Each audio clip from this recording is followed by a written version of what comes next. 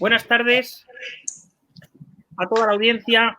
Bienvenidos una vez más en esta tarde, hora local española, en esta mañana para nuestros hermanos que siguen este webinar desde diversos estados hispanoamericanos, desde diversas queridas naciones iberoamericanas con las que la Universidad Complutense de Madrid se siente siempre tan unida. Vamos a dar comienzo a esta última sesión de este webinar de la función de las Fuerzas Armadas durante la pandemia del COVID-19 con una mesa redonda con una serie de ponentes de excepción que aquellas personas que están conectadas ya conocen por haber sido suficientemente difundida en el programa de la sesión de hoy. No obstante, quiero poner de manifiesto, antes de comenzar con la mesa redonda, que tenemos hoy el inmenso honor y la fortuna de contar en esta sesión entre nosotros, como tendrán ustedes en pantalla, con doña María Amparo Valcarce García, que como todos ustedes saben es la subsecretaria del Ministerio de Defensa. Se trata, por tanto, de la persona clave para que la Universidad Complutense de Madrid, su Facultad de Derecho, la Cátedra Extraordinaria de Derecho Militar, pueda personificar en ella el agradecimiento que desde la universidad debemos profesar al Ministerio de Defensa, sin cuya intervención, como ayer recordaba el moderador de la mesa, el profesor Sánchez Navarro, nada de esto, simplificando las cosas, sería posible. Es decir, debemos recordar que este webinar y esta extraordinaria actividad académica que ha supuesto un hito en la integración entre las Fuerzas Armadas y la sociedad española a través de la universidad para el estudio del derecho militar, para que exista un conocimiento y una proyección muy grande de todos aquellos méritos que ante la sociedad española las Fuerzas Armadas han desarrollado, se han ganado no solamente la admiración de la propia sociedad española, sino la de muchos estados de nuestro entorno, y los españoles, los madrileños y los complutenses nos sentimos verdaderamente agradecidos a su función. No sabemos si habremos sido capaces, con las riquísimas ponencias seguidas por cientos de estudiantes a lo largo de este webinar, les habremos sido capaces de reflejar la importancia, la trascendencia, la proyección de estos hombres y mujeres que integran las Fuerzas Armadas en su generosidad, en su profesionalidad, en su servicio a España, que una vez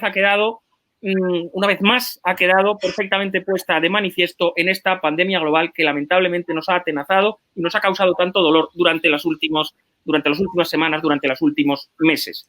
Quiero, por tanto, además de agradecer la presencia de doña María Amparo Valcarce García, y antes de darle la palabra, brindarle un testimonio muy claro del agradecimiento de todos los que cultivamos el derecho militar, para que se lo haga llegar en la forma que considere conveniente a las Fuerzas Armadas de parte de la Universidad Complutense, como subrayaron hace unos días en la sesión inaugural el rector de la Universidad Complutense y el decano de su Facultad de Derecho.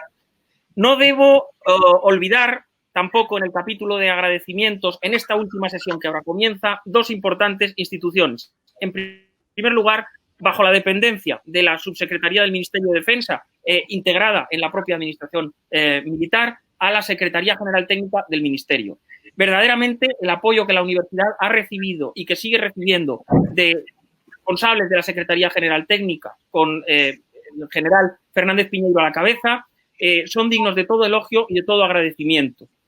Tenga muy claro, general, que todos los esfuerzos que están haciendo desde el Ministerio de Defensa con este fin están proyectándose de una manera amplísima sobre la comunidad universitaria, sobre los cientos de alumnos que en ambos continentes siguen este webinar, y también en relación con la auténtica barbaridad, diría yo, de estudiantes que sobrepasan nuestras expectativas en cada actividad que se organiza dentro de la Universidad Complutense de Madrid. Querría también agradecer de una manera muy sentida y muy sincera a la Fundación General de la Universidad Complutense de Madrid la puesta a disposición de todos los medios técnicos para que este webinar haya sido y pueda seguir siendo un éxito, y de la misma manera nuestro agradecimiento como docentes por la inmensa capacidad de reflejo que ha tenido la Fundación General de la Universidad Complutense para transferir el conocimiento de la universidad, de todas sus facultades, en beneficio de la sociedad madrileña y de la sociedad española. Desde lo relativo a su facultad de medicina, desde lo relativo a su facultad de ciencias económicas, lo relativo a su facultad de biología, a todas aquellas facultades y centros de conocimiento que desde la universidad puedan aportar un granito de arena desde el ámbito universitario, desde el ámbito científico, a paliar las causas o los graves efectos, por ejemplo, económicos, que lamentablemente esta crisis global del COVID-19 va a dejar también sobre España. No tengo más que decir, salvo explicar, antes de darle la palabra a la subsecretaria del Ministerio de Defensa, después de este capítulo de agradecimientos, que agradecerles a todos ustedes su participación y su seguimiento muy fiel y muy intenso de este webinar, como se ha visto acreditado durante todos estos días, en las 3 sesiones previas y seguro que en la sesión de hoy. Antes de darle la palabra a la subsecretaria del Ministerio, les recuerdo que tenemos a continuación la mesa redonda donde van a intervenir unos ponentes de absoluta excelencia para profundizar en, digamos, las experiencias comparadas sobre las Fuerzas Armadas en relación con la pandemia, y a continuación el subdirector general de la Fundación General de la Universidad Complutense de Madrid, el secretario general técnico del Ministerio de Defensa y yo mismo clausuraremos este evento. Quiero, por tanto, reconocer a todos ellos, insisto, el agradecimiento profundo de parte de la Universidad Complutense de Madrid y garantizarles que todos los esfuerzos en medios personales, en medios tecnológicos y en medios económicos se están dirigiendo exactamente digamos, hacia el buen fin de la proyección de las Fuerzas Armadas y de su utilidad imprescindible al servicio de la sociedad española, en su generosidad en el servicio a España, que todos los hombres y mujeres demuestran cotidianamente. A continuación vamos a tener el honor de escuchar a doña María Amparo Valcarce García. No voy a glosar su currículum porque por su carácter extenso de servicios al Estado es conocido seguro por todas las personas que nos escuchan. Simplemente tratándose de un acto académico, diré que es catedrática de Geografía e Historia, que tiene una trayectoria de servicios al Estado impecable, que ha ocupado responsabilidades políticas de lo más diverso y que ha tenido hoy haciendo un hueco en su apretadísima agenda de comparecer con nosotros para dar su apoyo, su respaldo a este webinar, poniendo en él un broche de excepción, como en su día fue también la intervención de la excelentísima señora ministra de Defensa. Querida subsecretaria, profesora Irene Valcarce García, tiene la palabra. Muchas gracias. Por supuesto, buenas tardes en España o buenos días en América. Quisiera dar la enhorabuena a la Universidad Complutense de Madrid y a la Secretaría General Técnica del Ministerio de Defensa por la organización conjunta de este evento académico, incluido en la Cátedra Extraordinaria de Derecho Militar. La Operación Balmis nace el pasado 15 de marzo con motivo de la declaración por parte del Gobierno de España del estado de alarma. Y nace para establecer la contribución de las Fuerzas Armadas a la seguridad y bienestar de los ciudadanos españoles en los supuestos de grave riesgo y calamidad u otras necesidades públicas. Un estado de excepcionalidad constitucional, como ha sido el estado de alarma, que, como resaltó el director de la cátedra, don Alfonso Fernández Miranda, en la conferencia inaugural de este webinar, era la única herramienta para tener un mando único, con carácter homogéneo, pero que también con criterios y con capacidad para que pudiese funcionar la solidaridad entre las regiones españolas ante un impacto tremendo tanto en el ámbito sanitario, psicológico, económico y social y jurídico que ha tenido la COVID-19. Como la propia ministra de Defensa, doña Margarita Robles, destacó este lunes, la Operación Balmis ha sido la mayor operación llevada a cabo por las fuerzas españolas en tiempos de paz, pudiéndose calificar su ejecución de impecable y excepcional, tanto por la generosidad y entrega hacia los españoles con que nuestros militares la han acometido, como porque esta operación ha supuesto que la sociedad española perciba a nuestros ejércitos como una parte integradora de la sociedad, tal y como subrayaron no solo la ministra, sino también el rector de la Universidad Complutense y el decano de la Facultad de Derecho. Pero también, y lo quiero subrayar, ha servido para que se conozca la cualificación, la preparación y la humanidad de nuestras Fuerzas Armadas. El desarrollo de la Operación Balmis fue expuesto por el jefe de Estado Mayor de la Defensa el pasado martes. El general explicó su génesis, estructura, actuaciones y las lecciones aprendidas para el futuro. El general puso de relieve entre otros y como aspectos sobresalientes de la operación Balmis, la reducción de los tiempos de reacción, el apoyo logístico, el papel de la unidad militar de emergencias y la importancia de la sanidad militar. Y precisamente por mis propias responsabilidades en el Ministerio de Defensa, quiero focalizar mi intervención en la sanidad militar. Quiero, además, y de inicio, volcar mi reconocimiento y admiración a todos los hombres y mujeres de la sanidad militar española. Quiero recordar que fue el Hospital Central de la Defensa, el Gómez Ulla, situado aquí en Madrid, el primero en acoger en enero de 2020 a ciudadanos procedentes de la zona de Wuhan, es decir, españoles que fueron evacuados de la ciudad china de Wuhan. En este hospital realizaron una cuarentena que tuvo una gran repercusión en los medios de comunicación social. Se alojaron 19 adultos y 2 niños en una planta que se aisló del conjunto del hospital y donde se habilitó para todos los días de aislamiento no solo su tratamiento médico, psicológico, sino también una zona de vida y zona de juegos infantiles para atender a los menores. El resultado podemos decir que fue magnífico. Aquel plan de aislamiento también tengo que señalar que no obedeció a ninguna improvisación. Ya lo recordó en su intervención de ayer el coronel Arceiz. Las intervenciones de la sanidad militar en situaciones de emergencia sanitaria, tanto en el exterior como aquí en nuestro país, han ido alimentando, han ido conformando un acervo de lecciones aprendidas del que ahora nos beneficiamos para establecer todos los planes que hemos desarrollado de lucha contra la pandemia. Y sobre todo han influido 2 intervenciones. La intervención con ocasión de la gripe A, que tuvo lugar en 2009 y 2010, y también con la ocasión de los contagios por ébola en el año 2014. Son 2 hitos esenciales que nos han servido para la eficacia en la puesta en marcha de la operación sanitaria en la vertiente de Balmis. Junto a esa ventajosa premisa de experiencia acumulada de la que ha partido la sanidad militar, también hemos destacado el conocimiento mutuo entre la sanidad militar y la sanidad civil, ya que hoy en España los hospitales militares están integrados en la atención asistencial a la red de hospitales públicos españoles.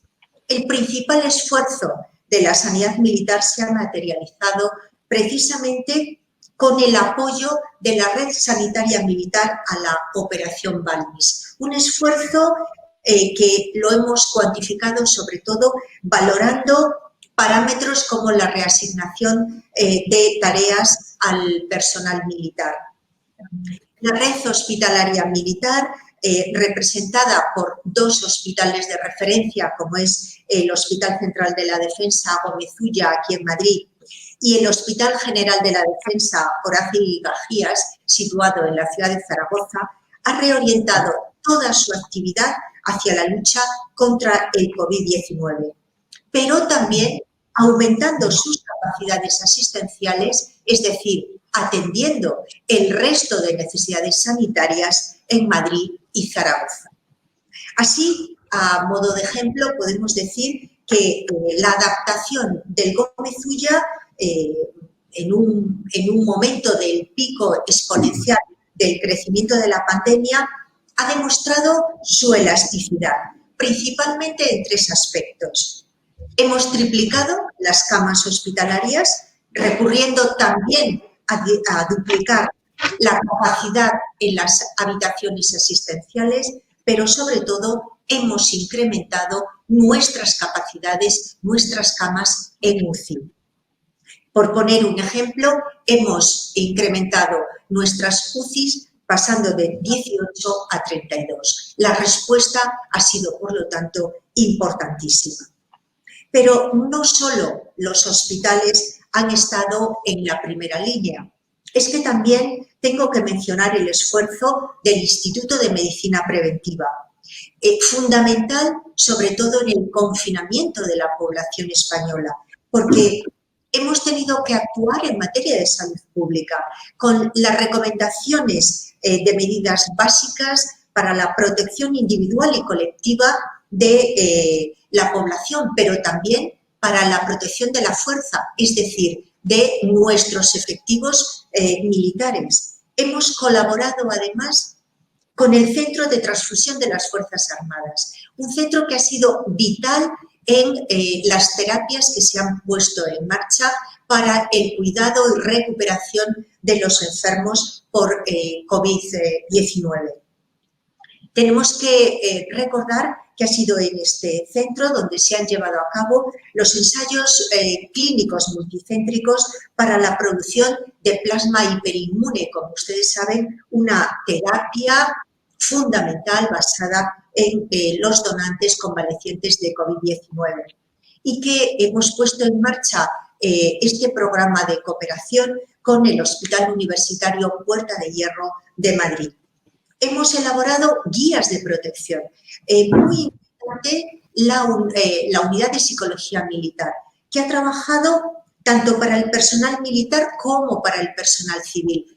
Aspecto muy importante en una situación de confinamiento de la población. Pero, sobre todo, hemos también validado y adecuado el laboratorio de biología molecular del Centro Militar de Veterinaria para la realización de los test. Como saben, somos uno de los centros que ha liderado nuestra capacidad para la detección a través de los test PCR para la detección del virus SARS-CoV-2, que, como saben, es el causante de COVID-19. Pero estas técnicas, que son esenciales en la lucha contra la pandemia, se han completado con la fabricación, adquisición, almacenamiento y gestión de diversos productos farmacéuticos. Queremos destacar que nuestro Centro Militar de Farmacia ha sido clave no solo en la fabricación de medicamentos, en la fabricación de hidrogeles hidroalcohólicos, pero también, y muy importante, quiero destacar el Centro Militar de Farmacia de Burgos, en el cual hemos instalado una máquina de fabricación de mascarillas, es líder mundial y que hemos trasladado desde China a España y que está a pleno rendimiento en la fabricación de este elemento que es tan esencial en la prevención de la pandemia. Para desarrollar todo este esfuerzo ha sido clave la coordinación. La coordinación entre los ejércitos, la Armada y la Unidad Militar de Emergencias. Todo ello coordinado por el Mando de Operaciones, que ha dado siempre preferencia a las necesidades sanitarias y las ha atendido acelerando todos los apoyos necesarios. Planta de oxígeno, contenedor morgue, material de electromedicina, contenedores para alimentos, apoyos de vehículos, residencias para aislamiento domiciliario, importación, adquisición y transporte internacional de material. La Unidad Militar de Emergencias ha sido, sin lugar a dudas, la punta de lanza en una situación como esta, pero la Unidad Militar de Emergencias también ha dado el relevo al conjunto de las Fuerzas Armadas, que han sostenido el esfuerzo de la Operación Balmis durante 98 días. Ha sido un esfuerzo continuado, además, las 24 horas del día, los 7 días de la semana. Un esfuerzo que ha sido notable, sobre todo en el número de efectivos humanos, pero también de los recursos materiales que se han puesto en marcha.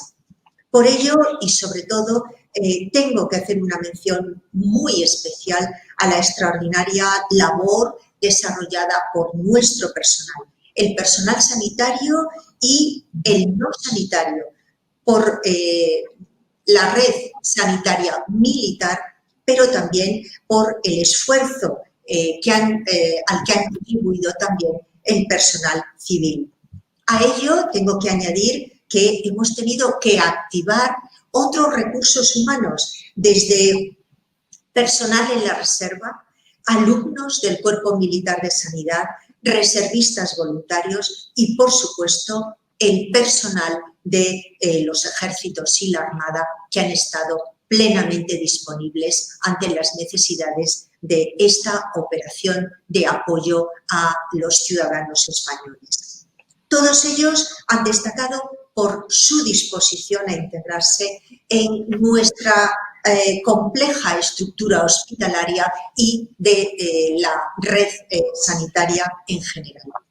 Estoy segura que su participación ha sido decisiva a la hora de salvaguardar muchas vidas y por ello me siento muy orgullosa de todos ellos. Pero lo más importante, sin lugar a dudas, es el reconocimiento profundo de todos y cada uno de los ciudadanos españoles. Las Fuerzas Armadas y en particular la sanidad militar han sido en esta pandemia un motor de confianza para los ciudadanos. La propia ministra de Defensa, doña Margarita Robles, señalaba en la inauguración de estas sesiones que las Fuerzas Armadas nos dan cada día una lección de servicio a los ciudadanos. Cada día en este país transmiten esperanza, pero sobre todo, y una parte muy importante de esa esperanza la dan los hombres y mujeres de nuestras Fuerzas Armadas. Finalmente, y tras este pequeño repaso a la actuación de la sanidad militar a lo largo de esta crisis, me gustaría agradecer su participación a todos los conferenciantes, ponentes y moderadores. Muchas gracias por su contribución. Creo que merece la pena destacar una idea subrayada por la mayoría de los ponentes, y es que esta pandemia ha revelado al ejército como parte integradora de la sociedad y ésta ha descubierto o redescubierto los valores y capacidades de las Fuerzas Armadas. Unas Fuerzas Armadas que, insisto, cualificadas, que han trabajado incansablemente con verdadera vocación de servicio a los ciudadanos. En segundo lugar, creo que la lucha contra la COVID-19 ha puesto de manifiesto que una crisis de semejante magnitud no puede ser afrontada en solitario. Desde luego, no puede ser afrontada solo por un país. Necesitamos más cooperación internacional, pero también dentro del país no podemos pensar que un solo agente estatal puede dar una respuesta suficiente. Es necesario integrar diferentes capacidades, coordinándolas para lograr un buen resultado, para lograr el objetivo de proteger a los ciudadanos. En este sentido, el Ejército y en especial la sanidad militar hemos trabajado a disposición de las autoridades civiles en su mayor operación en tiempo de paz. Qué duda cabe que la evolución de la pandemia exige un consenso generalizado. Sobre todo, necesitamos continuar con el esfuerzo realizado. No todo está hecho, todavía no es suficiente. Por ello, es necesario extraer lecciones aprendidas, establecer previsiones para garantizar la capacidad de reacción ante la posibilidad de una nueva oleada. Y ya trabajamos. En España ya trabajamos en los planes que llamamos de respuesta temprana. Respuesta temprana en un escenario de control de la pandemia de COVID-19. Estos escenarios, esta respuesta temprana ya ha sido aprobada por el Gobierno de España. Finalmente, no quisiera terminar sin enfatizar de nuevo mi reconocimiento al personal de las Fuerzas Armadas, muy especialmente a la sanidad militar, porque han trabajado 98 días de la operación Balmis dándonos una auténtica lección de entrega y servicio a los demás. A todos ustedes, muchas gracias a todos los ponentes, a los participantes que nos han acompañado a lo largo de estos 4 días, pero muy especialmente a la Cátedra Extraordinaria de Derecho Militar de la Universidad Complutense de Madrid por organizar este evento. A todos, buenas tardes en España, buenos días en América. Gracias. Muchas gracias a doña María Amparo Valcarce García, subsecretaria del Ministerio de Defensa, que en unos instantes nos abandonará por razones de lo apretado de su agenda. Querida subsecretaria, el objetivo, comentaba hacía unos minutos con el subdirector de la Fundación General de la Universidad Complutense, con el profesor Miguel Ángel Casermeiro, el objetivo que hemos tenido todos con este webinar ha sido precisamente poner en valor todas esas funciones, todas esas misiones, toda esa generosidad, toda esa abnegación que el discurso que acaba de pronunciar ha reflejado de manera tan sistemática y tan clara y que, en fin, resumo diciendo que han hecho que el pueblo español, que los pueblos de España se hayan sentido más cerca que nunca de sus Fuerzas Armadas y que una vez más hayamos podido comprobar cómo ese trabajo callado, cotidiano, constante de los hombres y mujeres que las integran, cuando es necesario, es uno de los principales apoyos del pueblo español. De manera, querida subsecretaria, doña María Amparo Valcarce García, muchísimas gracias de nuevo por su comparecencia y, en fin, un saludo muy cordial a todos esos hombres y mujeres que hacen que,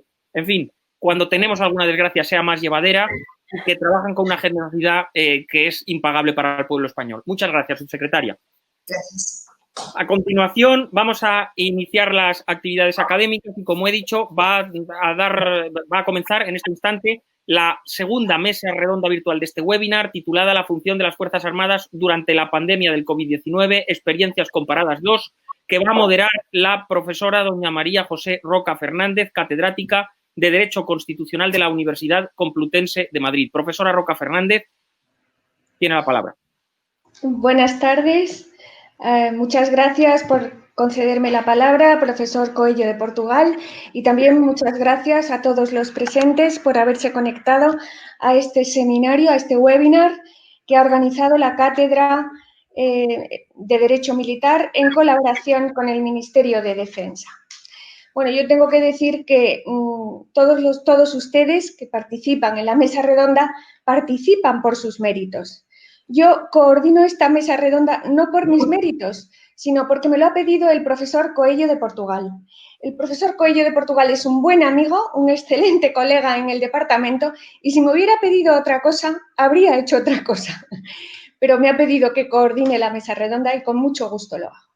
Lo hago porque es para mí la ocasión que tengo de manifestar mi agradecimiento al servicio que las Fuerzas Armadas españolas han prestado en esta situación de pandemia.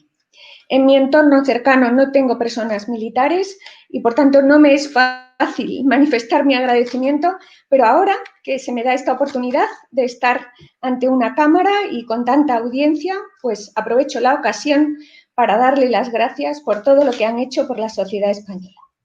Bueno, dicho esto, pues voy a empezar, antes de dar comienzo a la mesa redonda y darles a cada uno de ustedes la palabra, contando una anécdota que me sucedió hace unos años como profesora de la Universidad Complutense.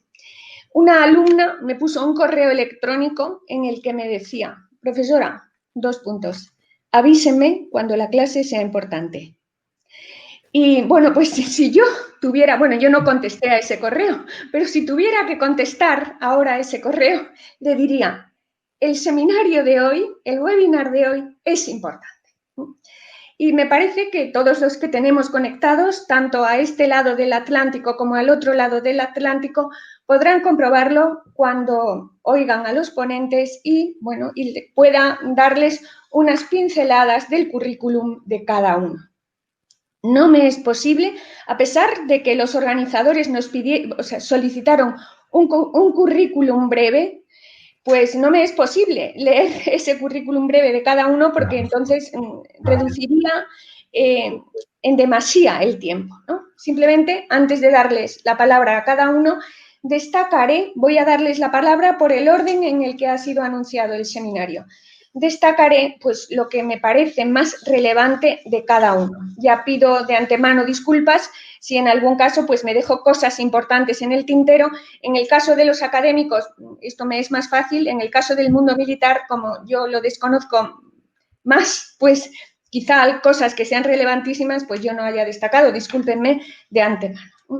Le daré la palabra, en primer lugar, al general Fernando López del Pozo, que lo veo en pantalla, y debo decir que tiene una profunda formación académica, ha pasado por las academias militares de Zaragoza y de Toledo, es el número 1 de su promoción de Estado Mayor en España y, bueno, tiene también formación en centros militares extranjeros, como es el caso del Colegio Interejércitos de Defensa en Francia, y ha participado en 3 misiones de paz con el Ejército Español en Bosnia-Herzegovina como jefe del área de abastecimientos del Estado Mayor. Ha participado también en Irak como jefe de Estado Mayor de la Brigada Multinacional Plus Ultra 2, liderada por España.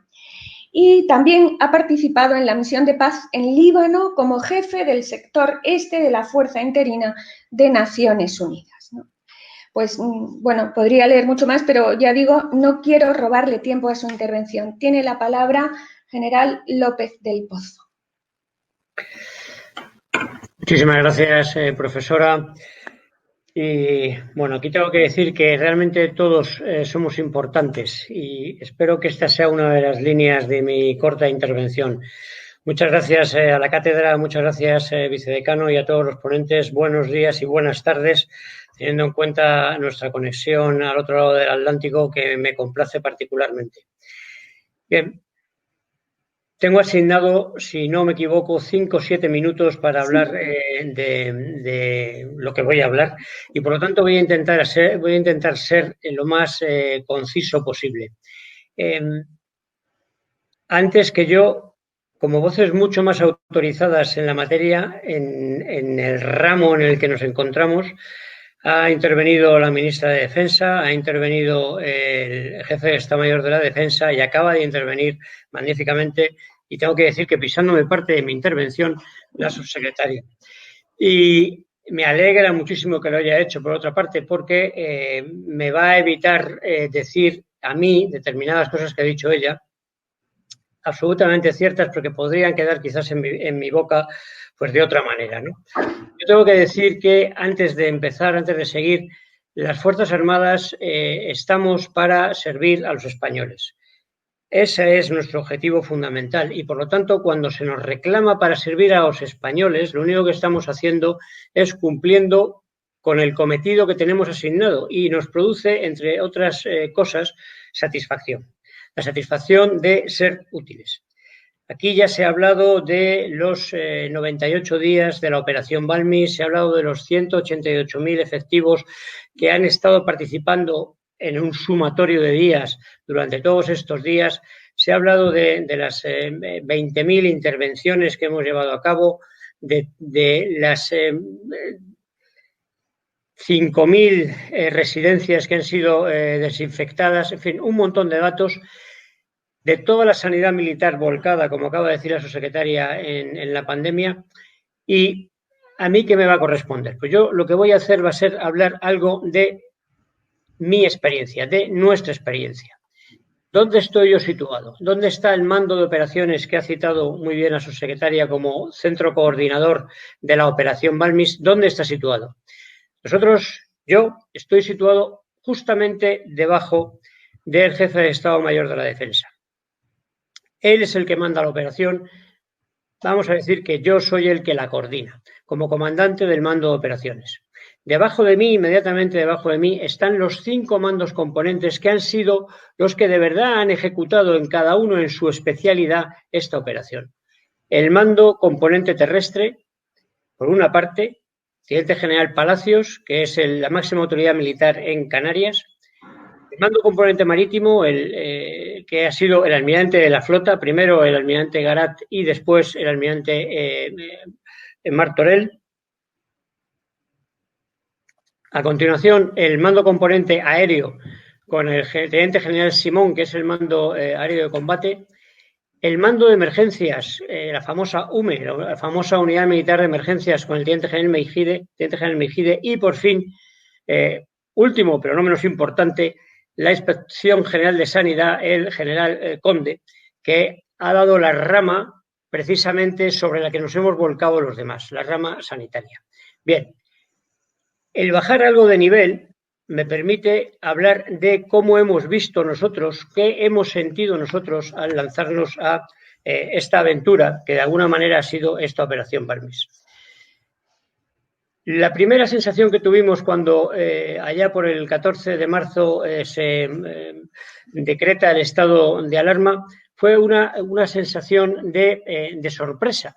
De sorpresa porque había 4 ministerios que tenían la competencia delegada, uno de ellos era el Ministerio de Defensa. Y ahí entró lo que he comentado antes, de esa satisfacción, porque se nos miraba, se acudía a nosotros para echar una mano en algo que era claramente una emergencia nacional, era claramente una necesidad de todos los españoles. Esa satisfacción de ser útiles dejó paso inmediatamente a una resolución clara por hacerlo bien, por reunir todas nuestras capacidades y dar, como dice el juramento que nos dignamos hacer, hasta la última gota de nuestra sangre, en este caso de nuestro sudor o de nuestro esfuerzo, para abordar esa singularidad que significa o que ha significado esta pandemia y está significando de alguna manera también todavía, ¿no?, para España. ¿Aplicando el qué? Pues aplicando lo que somos, aplicando nuestros conocimientos y aplicando nuestras habilidades a esa singularidad. Y he dicho estas 3 cosas porque son 3 aspectos que no se improvisan. Se es lo que se es, se tienen los valores que se tienen los conocimientos que se van adquiriendo y las habilidades que se practican. Y eso se consigue en el día a día. Las Fuerzas Armadas hemos intentado aunar a los 5 componentes que he dicho para que cada uno, sacando lo mejor de cada uno de ellos, las aplicara en el punto adecuado, en el momento oportuno, con gran espíritu de equipo. Y esto también lo quiero resaltar porque es muy importante. No se ganan las guerras, no se ganan los partidos, no se ganan las grandes actividades de los humanos si no hay espíritu de equipo, si no se ponen en colaboración todas las capacidades que se tienen en la misma dirección. Y aquí lo estoy diciendo porque nosotros, las Fuerzas Armadas, hemos echado una mano, pero realmente ha sido España, han sido los españoles los que cada uno desde su sitio, desde su lugar, aportando su grano de arena o su saco de tierra, han conseguido avanzar en la misma dirección. Esta idea es importante porque para nosotros, Fuerzas Armadas, siempre decimos que, perdón porque utilicé el lenguaje militar, pero es el que me es más cómodo, las guerras las ganan las naciones, no los ejércitos. También las pierden las naciones, no los ejércitos. Esta pandemia, esta lucha contra la pandemia, decíamos, lo paramos unidos y esa idea de pararlo unido era y es fundamental. Cuando salimos a la calle, otra sensación, salimos a la calle con, vamos a decir, 4 preocupaciones importantes. Una primera preocupación, y no lo digo solo porque estemos en el foro en el que estamos, ha sido mantener la legalidad, ser legales. A veces cuando viene la urgencia, viene la emergencia, se tiende a realizar cosas, a hacer cosas pues eso, por necesidad urgente. Y eso está bien, pero tiene que estar convenientemente respaldada, porque luego al final es la estructura legal la que te da o te quita la razón. Pues esa preocupación estaba ahí. Otra preocupación importante que siempre solemos tener es intentar ser bien percibidos. Las Fuerzas Armadas tienen una misión constitucional que es muy clara y estamos, o intentamos al menos, estar preparados para la crisis mayor. Si estamos preparados para la crisis mayor, seremos capaces de atender a una crisis importantísima, como esta de la pandemia del COVID-19, pero no absoluta. Importantísima, pero no total. El que está preparado para lo más puede hacerlo menos. Esa idea, y que eso fuera percibido así por los españoles, nos rondaba por la cabeza cuando empezamos a trabajar aquel 15 aquel 15 de marzo. Una tercera y muy importante preocupación fue ser seguros en lo que hacíamos. Salíamos a la calle para transmitir, entre otras cosas, transmitir seguridad, ayudar a los demás. Teníamos que asegurarnos que nuestro personal, nuestros hombres, nuestras mujeres, iban convenientemente protegidos. La protección de la fuerza, que ha citado perfectamente la subsecretaria. Y luego, por último, desde el primer momento, intentar ir adquiriendo lecciones aprendidas, porque siempre hay un vicio que se repite, y es que se acaban combatiendo las guerras pasadas en vez de combatir las guerras del futuro.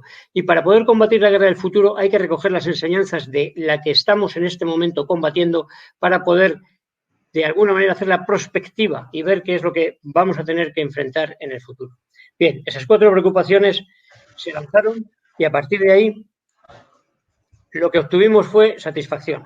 Satisfacción primero por comprobar que toda la maquinaria, esos 5 componentes que he dicho antes, estaban dándolo todo y estaban haciendo de la mejor manera posible y se estaba logrando, con el apoyo de todos, ya digo, una coordinación adecuada. Y, muy importante, que estábamos recibiendo el reconocimiento de la sociedad, el reconocimiento del resto de los españoles. Bueno, eso al final ha sido nuestro alimento, ha sido lo que nos ha llevado a trabajar hasta el final y ha sido lo que nos está llevando ahora todavía a seguir preparándonos, también lo ha dicho la subsecretaria, para una posible vuelta o otra vuelta que no será exactamente igual que la anterior, ya lo he dicho, pero se parecerá seguramente. Y para eso estamos intentando reunir planes, reunir capacidades, reunir materiales, de manera que nos pille mejor preparados para la vez siguiente. No me quiero alargar, espero que luego en el coloquio pues se me pregunten cosas, si quieren, por supuesto, mucho más concretas de lo que he hablado, estaré encantado de responder. Muchas gracias, profesora. Muchas gracias, general López del Pozo, Fernando López del Pozo, y voy a presentar ahora a la profesora Susana Castañeda, que es, además de profesora, jueza. No sé si está conectada, yo no la veo. Si son tan amables los servicios informáticos de ponerla en pantalla, por favor. ¿Está conectada la profesora Castañeda, jueza de la Corte Suprema de Perú? Ahora mismo no está conectada. De acuerdo, pues entonces vamos a pasar con el siguiente miembro de la mesa redonda encargado de pronunciar su intervención, que es el general Baldo Martínez Cáceres.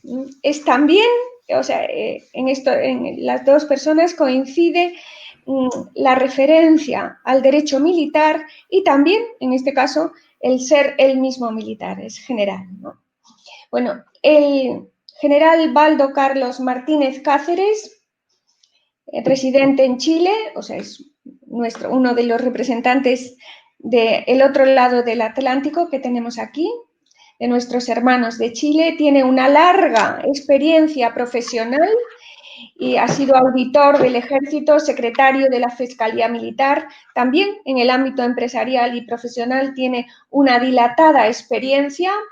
Ha sido secretario de coordinación de la Audiencia General, de la Auditoría General del Ejército, auditor general del Ejército de Chile del año 2010 a 2015 y, bueno, integra la Sala Segunda Penal de la Corte Suprema de Chile para conocer causas del fuero militar.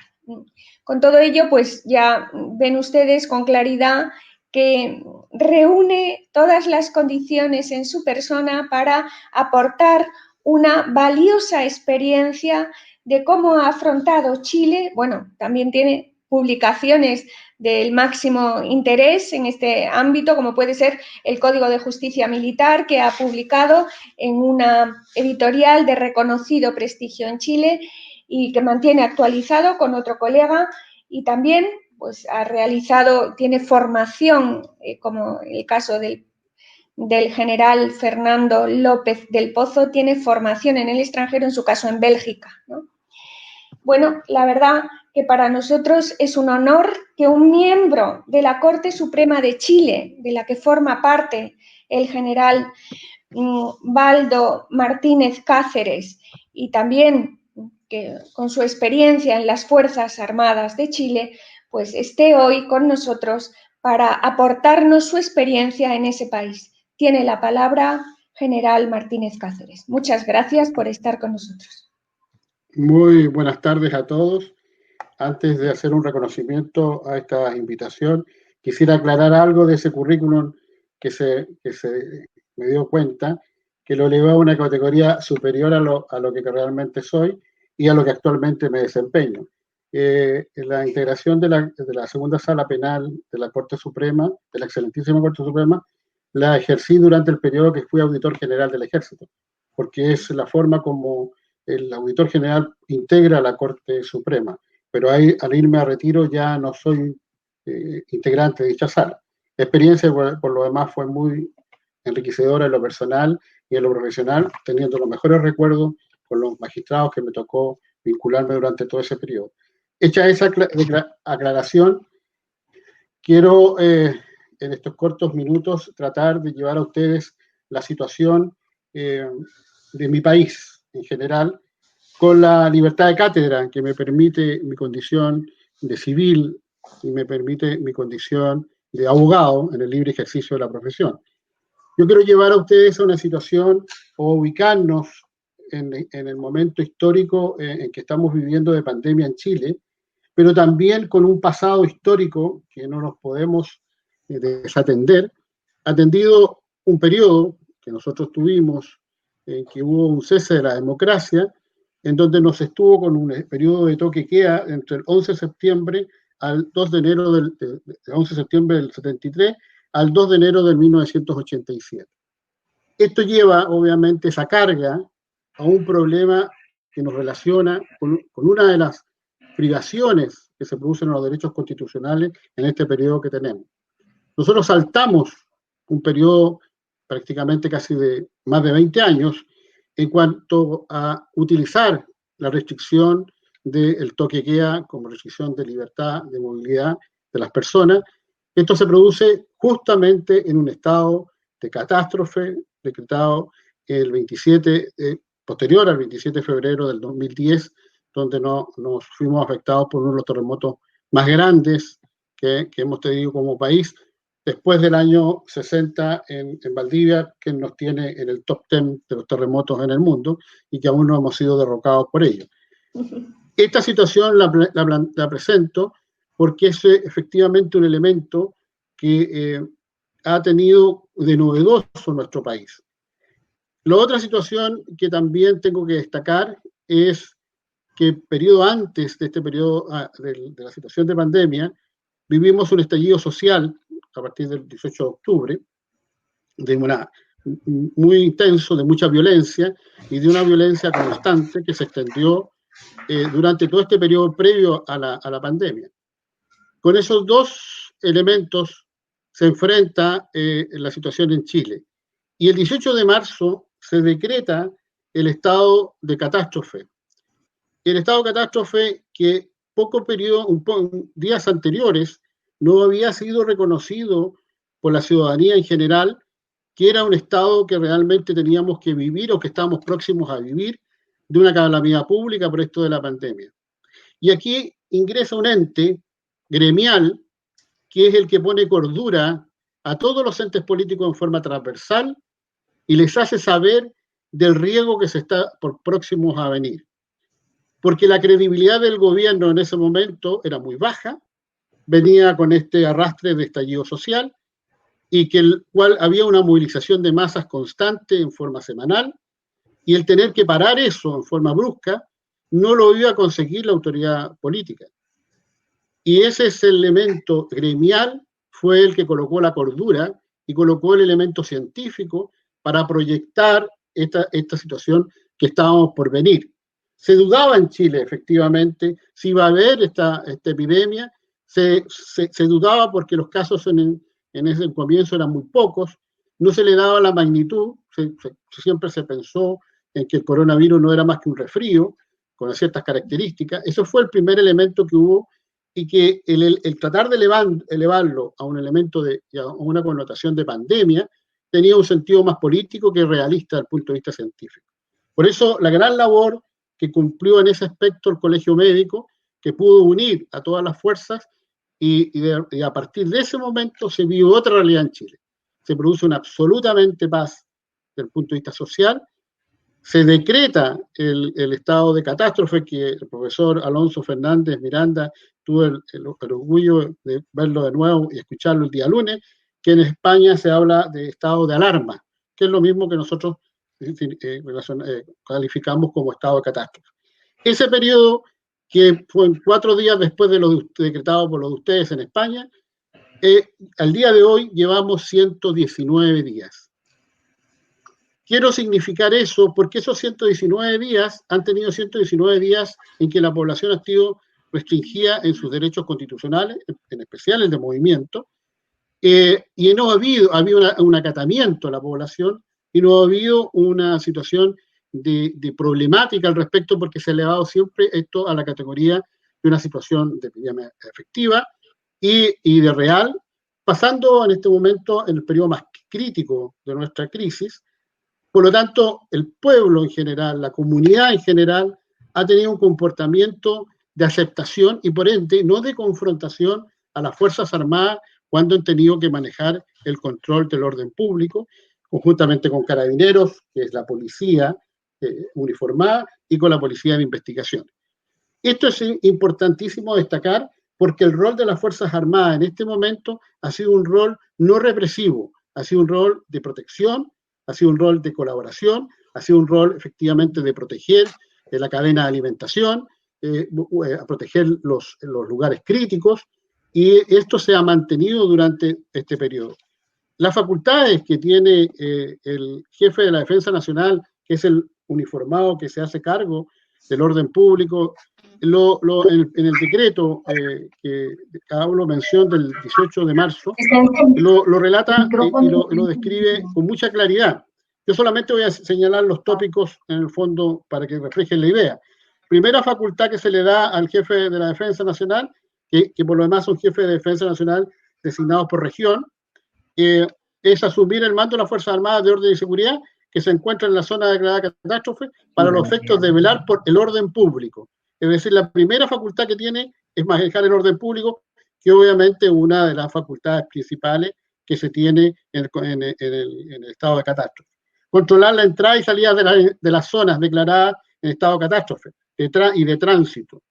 Dictar medidas para la protección de las obras de arte, etcétera, etcétera. Ordenar acopio, almacenamiento. Determinar la distribución y la utilización gratuita y onerosa de bienes referidos al mantenimiento y subsistencia de la población afectada. Establecer condiciones para la celebración de reuniones en lugares de uso público. Aquí es una diferencia que nosotros tenemos entre la emergencia, el estado de emergencia, que también se produce cuando hay una grave alteración del orden público o un grave daño a la seguridad nacional, pero aquí hay una diferencia porque en el estado de emergencia el jefe de la Defensa Nacional autoriza. En este caso, no tiene la facultad de autorizar, sino que de condicionar. Y días atrás lo vimos, tuvimos la experiencia de que se organizó una actividad para destacar los derechos de las personas, de las minorías, y se autorizó justamente, no se autorizó, sino que se indicó las condiciones por las cuales se debía hacer ese acto, que iba a ser una representación artística, y ahí está claramente la diferencia. Obviamente, yo no quiero entrar a hacer una comparación entre el estado de emergencia y el estado de catástrofe, porque lo explicó muy bien el día lunes el profesor que yo he señalado, a Alfonso Fernández de Miranda, pero aquí es donde se nota la diferencia entre uno y otro, porque obviamente uno autoriza y el otro solamente condiciona. Impedir directamente las instrucciones, impartir, perdón, directamente instrucciones a todos los funcionarios del Estado, difundir los medios de comunicación social e información necesaria para tranquilizar a la población, dictar las directrices e instrucciones necesarias para el mantenimiento del orden de la nación y demás facultades que le otorga la ley. Pero aquí hay un elemento que caracteriza también la situación en Chile, que se diferencia, yo creo, de otros, puede diferenciarse de otros países, otra característica que tenemos, o otra particularidad. En el artículo 4 nos dice que en virtud del principio de coordinación, los jefes de la Defensa Nacional ¿Por qué yo hablo de jefes en plural? Porque son por cada región del país, hay un jefe de defensa. Deberán tomar en consideración las medidas sanitarias dispuestas para evitar la propagación del COVID-19 en actos administrativos dictados por el Ministro de Salud en el ejercicio de las facultades previstas en el artículo precedente. ¿Y qué ha sucedido en la práctica? ¿Quién ha tenido la notoriedad pública? ¿Quién ha manejado desde el punto de vista comunicacional en la situación de la pandemia? No ha sido los jefes de defensa nacional, sino que ha sido el ministro de Salud.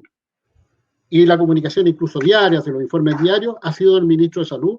Las medidas sanitarias con el efecto de restricción de libertades, etcétera, las ha dado a conocer el ministro de Salud, no obstante que las facultades las tiene el jefe de la Defensa Nacional.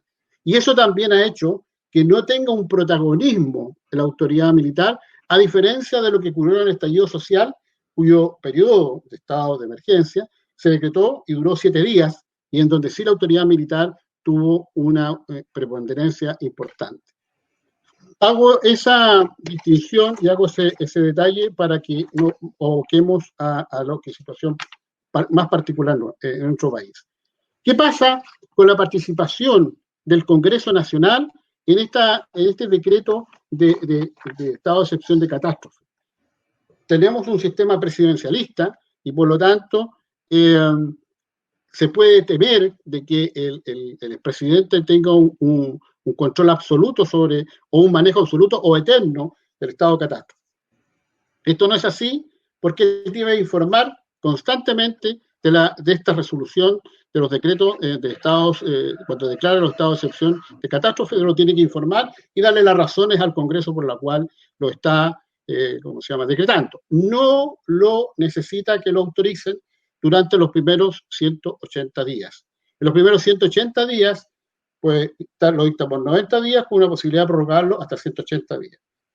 Posterior a eso, el Congreso ya puede tener una intervención y él podría dejar sin efecto un decreto, una declaración de estado de catástrofe, si estima que los fundamentos o las consecuencias, tanto de hecho como científicas, ya no se producen al respecto. Pasado un año, después de un año, si se quiere decretar el estado de catástrofe, el presidente necesariamente requiere y está obligado a tener el acuerdo del Congreso. ¿Qué es lo que a mí me interesa señalarle por estos cortos tiempos? ¿Cuál ha sido la situación del punto de vista jurídico o cuáles son las situaciones jurídicas que se nos han presentado en el punto, en la periodo de catástrofe, afectando a las Fuerzas Armadas como en general a la autoridad, en ese caso a los jefes de la Defensa Nacional, con la ciudadanía en cierta manera o con otras autoridades? Desde el punto de vista jurídico, aquí se produjo una discusión en quién tenía la facultad para hacer las restricciones en las distintas comunas. Nosotros tenemos las comunas que se representan a través de los que constituyen municipios, no sé si es exactamente el mismo lenguaje que se utiliza en el resto de los países que me están escuchando, pero ahí está a cargo de un alcalde, que es de elección popular, que es la que administra ese municipio que es que nace en cada una comuna, que es la distribución geográfica más pequeña, vamos, de comuna, provincia, región, país. Los alcaldes estimaron por un periodo de que ellos tenían facultad para poder hacer limitaciones y decretar cordones sanitarios, es decir, que no se puedan ingresar a una determinada ciudad. También pedir que, que se decretara la cuarentena independientemente de la facultad que pudiera tener el Ejecutivo. Y esto se resolvió judicialmente en recursos presentados en la Corte de Apelaciones de Valparaíso y en la Corte de Apelaciones de Santiago, en el caso de Valparaíso, por la Municipalidad del Quisco, que quería impedir el ingreso a su comuna, y la Corte de Apelaciones resolvió que esta es una facultad privativa del Ejecutivo y por ende del jefe del Estado de la Defensa Nacional, que es donde el presidente está delegando sus facultades en virtud del artículo 41 de la Constitución Política del Estado de 43, perdón. Entonces, fue rechazado ese requerimiento y a través también de otro recurso de protección se solicitaba de que se decretaran las cuarentenas, independientemente de la voluntad que pudiera tener la autoridad política, en este caso el Ejecutivo, el Ministro de Salud y el Jefe de la Defensa Nacional. También hubo más de 6 recursos de protección que se interpusieron en ese sentido por diversas organizaciones del país. También la Corte Suprema en forma unánime, de apelación en forma unánime, estuvo el criterio que este es un sistema de alarma pública, de normas de orden público, y en que no se ven afectadas las garantías constitucionales, y es una facultad de la autoridad atendida las consecuencias que pueden tener las mismas, que es la única que puede resolver y decretar al respecto.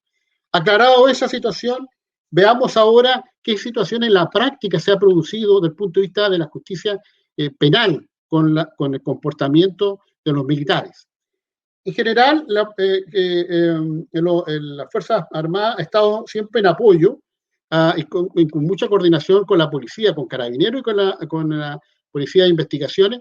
Por lo tanto, siempre las detenciones que se han producido han estado muy coordinadamente con la policía y prácticamente ha sido un apoyo, pero no una ejecución individual, como ocurrió en el periodo anterior, en el periodo del estado de emergencia que he señalado por el estallido social. Y ahí, ¿qué hemos vivido? Vivido, por ejemplo, falleció un soldado en el sur, atropellado por un civil que no quiso respetar el control en el periodo de toque y queda. Eso tuvo un repudio general de la población.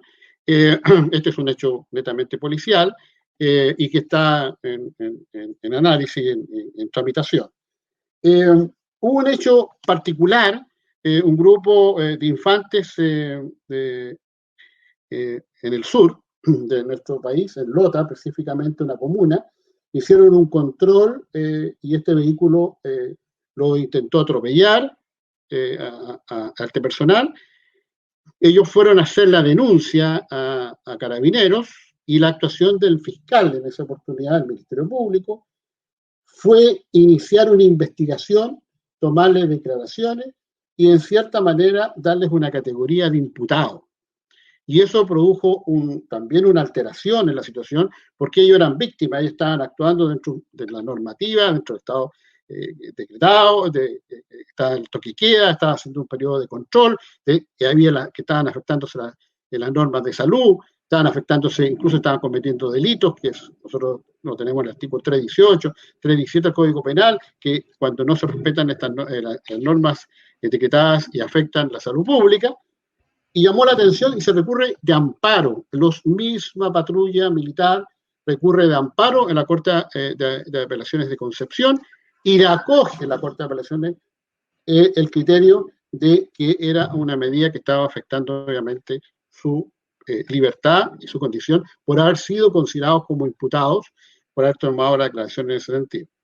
Se apela a la Corte Suprema y la Corte Suprema tiene un fallo bastante novedoso en cual dice nosotros como órgano jurisdiccional no nos podemos meter en la investigación judicial que es propia y exclusivamente del Ministerio Público. No le podemos prohibir al Ministerio Público investigar. No obstante, que le encuentran razón también, en cierta manera, el recurrente, en el sentido de que el solo hecho de tomarle declaración o le da un tratamiento ya de calidad de imputado en términos generales. Y eso hay que esperar el resultado de esa investigación. Y tercer caso de connotación pública que hemos tenido fue hace muy pocos días una patrulla militar en el cual se ve enfrentado en un control también justamente del toque y queda y se viene un grupo de civiles superior a 7 a atacar a esa patrulla y le intentan, arrebatarle su fusil. Y ahí se produce un disparo y se producen lesiones. En este momento no se le dio el mismo tratamiento de la situación de la patrulla, que hubo más de experiencia y de prudencia. Sí se ordenó una investigación, está abierta una investigación, pero no se actuó en principio pensando en darle a esta patrulla la calidad ciertamente de imputado, sino que de investigarlo, porque en el fondo ellos tuvieron que recuperar incluso el arma que se le había intentado sustraer en el mismo periodo, y por eso hubo que hacer uso del armamento y quedaron 2 civiles con heridas. Hechas estas pequeñas fotografías de la situación jurídica penal que hemos estado viviendo como Fuerzas Armadas, yo quiero, y para terminar, estoy claro que son mis 7 minutos, que yo creo que ya me lo estoy casi alcanzando, quiero hacer una con la autorización de la moderadora, por supuesto, quiero señalar la función sanitaria y de ayuda a la comunidad que ha tenido las Fuerzas Armadas. Y en esto coincidimos prácticamente con todo lo que han dicho ustedes, y que en lo personal, como ex militar, me orgullece, y yo creo que es el sentido. Las Fuerzas Armadas son del pueblo, son de la nación, son del país, y están destinadas justamente a protegernos en situaciones, no solo pensando en un conflicto bélico, sino que en cualquier otra situación. Nosotros, la Fuerza Armada ha sido muy bien evaluada en los periodos de catástrofe, porque nosotros estamos, ustedes saben, constantemente con terremotos, y en esas oportunidades la Fuerza Armada siempre ha dado el apoyo correspondiente y la ciudadanía así lo reconoce. En este caso, tal como escuché en la mañana a la subsecretaria, los hospitales del Ejército, de la Fuerza Aérea, de la Armada y de Carabineros, de la Policía, que todos tienen hospitales, se integraron a la red de salud, la red integral de salud a nivel nacional, que incluyó en esta red de salud, se fusionó lo privado con lo público, y es la manera como efectivamente pudo enfrentar con éxito el pic más alto que hemos tenido de la pandemia. Creemos nosotros que hemos superado lo mayor, incluso las cifras del día así lo aseguran. Ya la posibilidad de que estemos viendo nuestros compatriotas muriendo en la calle o en un hospital, creo que se está viendo alejada. Lo que destaco ahí es que no tan solo se integraron a la red de salud, sino que fueron un real aporte, y hubo una visita del ex ministro de Defensa al Hospital Militar de Santiago, y destacó el nivel de atención que tenía con los pacientes COVID y el índice que al respecto tenían de fallecidos, que si no me falla la memoria, en ese momento era de 0.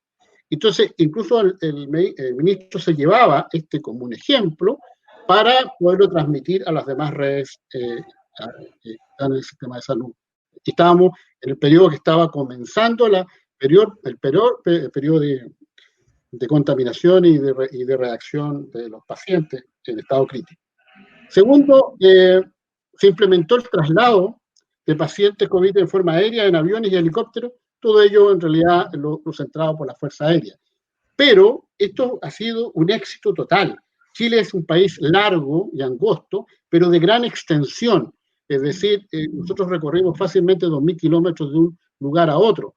Y por lo tanto, un enfermo trasladarlo con un sistema en el sur de isla no es fácil por la demora y para poder llegar oportunamente. Y eso lo cumplió excelentemente la Fuerza Armada. Tengo entendido, por los antecedentes que yo me he recogido por la prensa, que no ha habido ningún paciente que se ha trasladado que haya fallecido en el traslado. Y aquí es importante la función que ha cumplido el equipo militar, porque el paciente llega en ambulancia, lo toma todo el grupo militar de médicos, paramédicos, etcétera, lo traslada al lugar y se lo entrega al nuevo grupo que lo va a tomar de la red de salud. Y en ese trayecto, que es sumamente complicado, porque viene un paciente muy descompensado, son pacientes graves, han tenido un éxito de ningún acontecimiento negativo. Y ha permitido salvar vidas reales. Ahora están viniendo los programas mostrando los casos en que personas del sur se trasladaron a Santiago, personas que de Santiago estuvieron en Santiago y al mes siguiente se dieron cuenta y despertaron en Puerto Montt. Y esto era porque estaba colapsando el sistema de salud en Santiago y la gente se trasladó a los distintos hospitales que podían tener cobertura, sobre todo con con sistemas de ventilación mecánica. Así partimos, en el caso del extremo sur de Punta Arenas, que ahí donde se produjo el primer pic de contaminación, ahí donde los pacientes de Punta Arenas se trajeron a distintos lugares de Chile, donde tenían los elementos que podían entrar a cubrir. Esto ha sido un reconocimiento absoluto, no solamente porque se trasladaba un paciente, sino que se trasladaban 3 o 4 pacientes al mismo momento, aviones que se adecuaron para eso, que son de una complejidad tremenda. Quien sea en el área de la salud podrá ratificarlo. Y también se incorporaron helicópteros en el mismo nivel. Claro que esos helicópteros reducían el número de pacientes de traslado, pero era para espacios cortos y donde no hubiese un lugar, aeropuerto adecuado para poder aterrizar. Eso ha funcionado en una forma extraordinaria y la ciudadanía en general lo ha reconocido y lo está mostrando ahora con los pacientes que están recuperados. Se han instalado hospitales de campaña en diversos puntos del país, lo mismo que ha ocurrido me he dado cuenta en España, ha sido relatado adecuadamente. La Armada puso a su disposición el buque sanitario y se fue trasladando según el lugar donde se estaba produciendo la emergencia, realizando operaciones tenía una capacidad hasta 22 camas de operaciones y en eso liberando o descongestionando los hospitales en los lugares en que había más atochamiento. Después... por favor, perdone, siento interrumpirle, pero tiene que ir terminando, es su tiempo.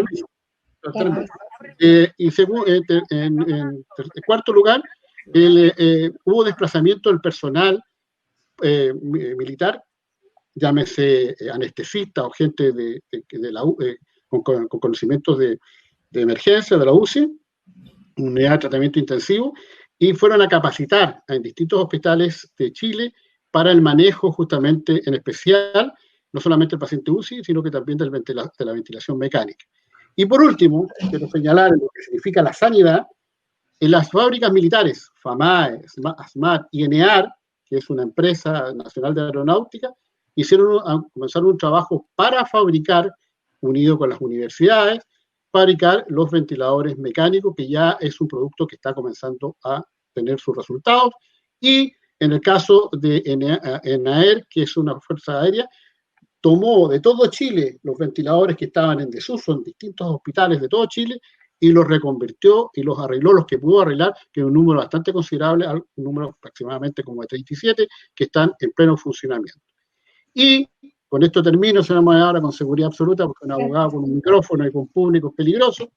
Quiero señalar que aparte del apoyo del punto de vista sanitario y este apoyo al orden público, las Fuerzas Armadas, en especial el Ejército, porque lo vi en un programa de televisión recientemente, ha tenido una labor de distribuir alimentos de forma gratuita a través del Rancho Cuartel. Se ha constituido en distintas comunas, han mencionado 7 comunas, y da ranchos de cuartel, con lo cual suple la situación que también están realizando los municipios, las municipalidades y las organizaciones vecinales y los pobladores, de dar apoyo a la gente de alimentos a través de lo que se conoce como olla común. Esto mismo el Ejército lo está haciendo a través del Rancho Cuartel y lo desplaza a los distintos comunes lugares y a la hora de almuerzo permite tener un número y no menor de alimentos para la población. Esto es lo que les puedo señalar en breve, desde un punto de vista tanto jurídico como sanitario y definitivamente de ayuda a la comunidad que nos está ocurriendo hasta el día de hoy en Chile. Gracias por la comprensión y gracias por los minutos que me dio moderadora. Gracias a usted, General Martínez Cáceres. La verdad es que le agradecemos mucho su intervención tan ponderada en la forma y en el fondo, tan amplia en conocimientos, desde las alturas del derecho constitucional, del sistema presidencialista chileno y de la diferencia entre el estado que ustedes llaman de catástrofe, para nosotros sería alarma, pero es similar, hasta el estado de emergencia, hasta, bueno, digamos, desde esas alturas hasta también las diferentes competencias entre las distintas autoridades públicas del país, hasta ya pues los casos concretos de la intervención militar en Punta Arena o en los estados del sur, me refiero, ¿no? Hasta pues las fábricas de nuevos respiradores, ¿no? Realmente ha sido una visión muy completa. Por unos minutos nos hemos trasladado a ese querido país de la República de Chile y ahora pues me toca darle la palabra a la profesora Susana Castañeda, magistrada de la Corte Suprema de Perú. Pienso que ahora sí está conectada. Si los servicios, bueno, la he visto varias veces en pantalla, si los servicios informáticos tienen la amabilidad de ponerla en pantalla, les estaría muy agradecida. Mientras tanto, voy presentándoles a la magistrada Castañeda, que es abogada, por la Universidad Nacional Pedro Ruiz Gallo, también del Perú. También es magíster en Ciencias Penales por la Universidad Nacional Mayor de San Marcos. Como saben, es una de las universidades más antiguas de Iberoamérica. Cuando en Europa, en muchísimas ciudades hoy importantes, no había universidad, en Lima ya estaba la Universidad de San Marcos. Bueno, también es antigua alumna de nuestra querida Universidad Complutense. Realmente se puede decir que la magistrada Castañeda está en su casa, está en la Complutense, porque hizo la tesis doctoral en el Departamento de Derecho Constitucional y además hizo un curso de especialista y tiene el título de especialista en Derechos Humanos por el Instituto de Derechos Humanos de nuestra propia universidad.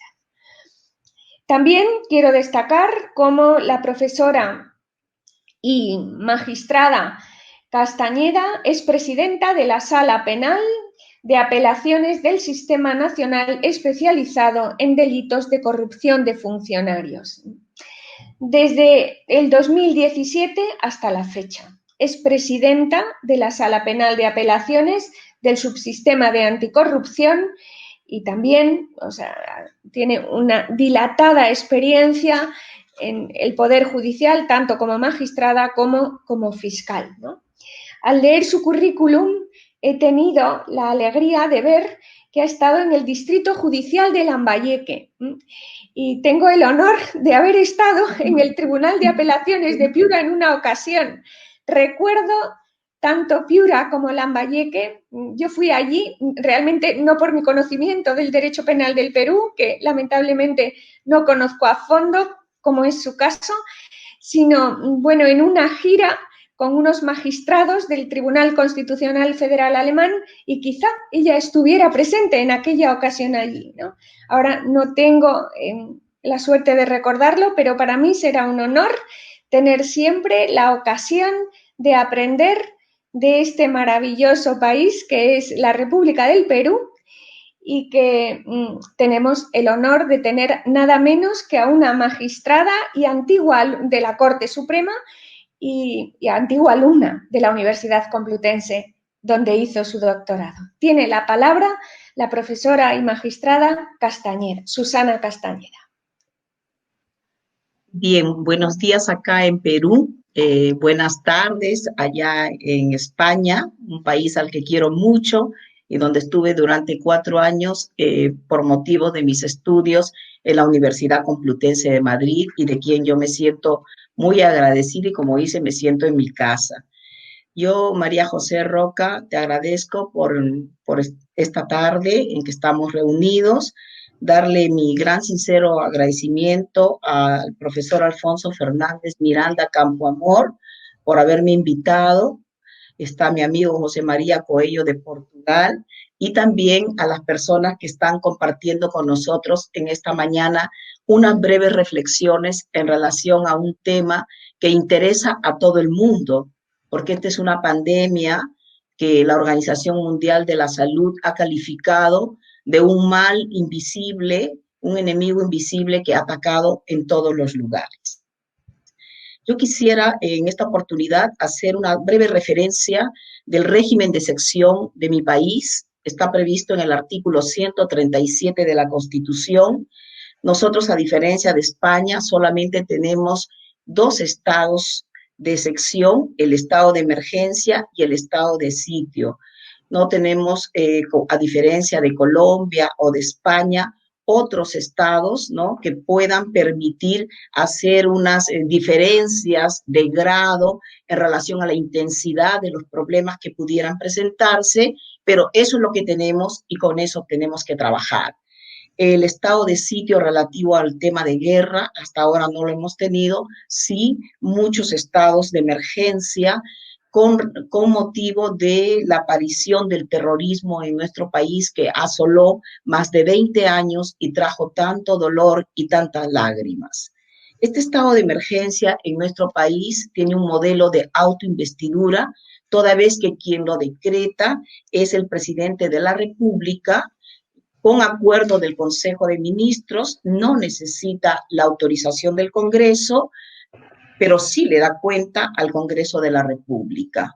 Puede ser de manera total o de manera parcial, y entre sus supuestos habilitantes están la perturbación de la paz o del orden interno, la catástrofe y graves circunstancias que afectan a la vida de la nación.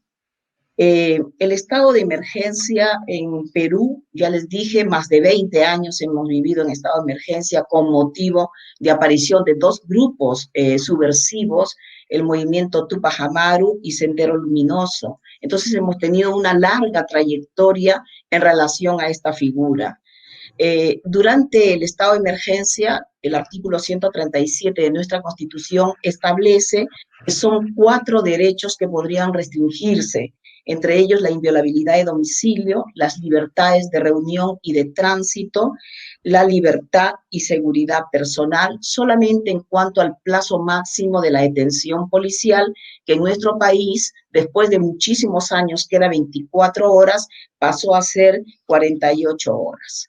El estado de emergencia en nuestro país no excede de 60 días, pero requiere de prórrogas, y esas sucesivas prórrogas dicta igualmente el presidente de la República con acuerdo del Consejo de Ministros y le da cuenta al Congreso. Y quizás una de esas debilidades de nuestro sistema sea ¿no? De que el control del Parlamento viene a ser un control ex post después de que se ha dado el estado de emergencia. Y entonces se pueden producir algunos problemas durante esta anormalidad constitucional, y en realidad es cuando más deberían estar tanto el Poder Judicial como el Poder Legislativo pendientes de cualquier circunstancia que podría ocurrir, toda vez que ya sabemos que durante los estados de emergencia quien concentra los poderes viene a ser el presidente de la República, en este caso el Poder Ejecutivo.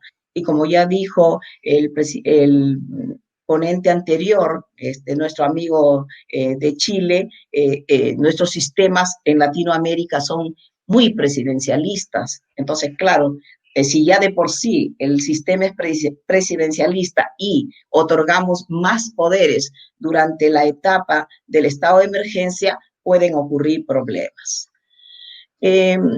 Previo a poder decir cuál es el rol de las Fuerzas Armadas en los estados de emergencia, que ya lo sabemos, en general va a ser velar por el orden interno, y precisamente porque se respeten esos derechos que se ven restringidos. Lamentablemente en el caso peruano, y tengo que hacer mención porque es una historia ya pasada, hemos tenido muchos problemas que han llegado a la Corte Interamericana de Derechos Humanos.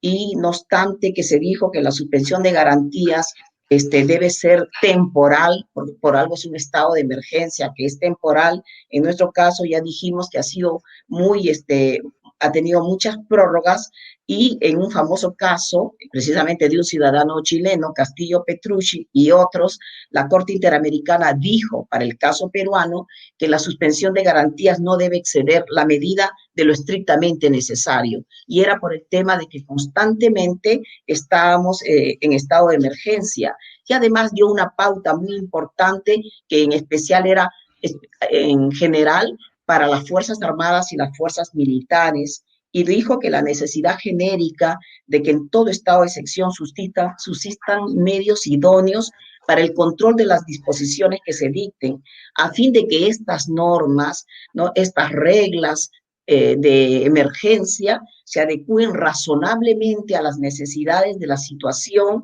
y no excedan de los límites estrictamente impuestos por la Convención Americana o derivados de ella.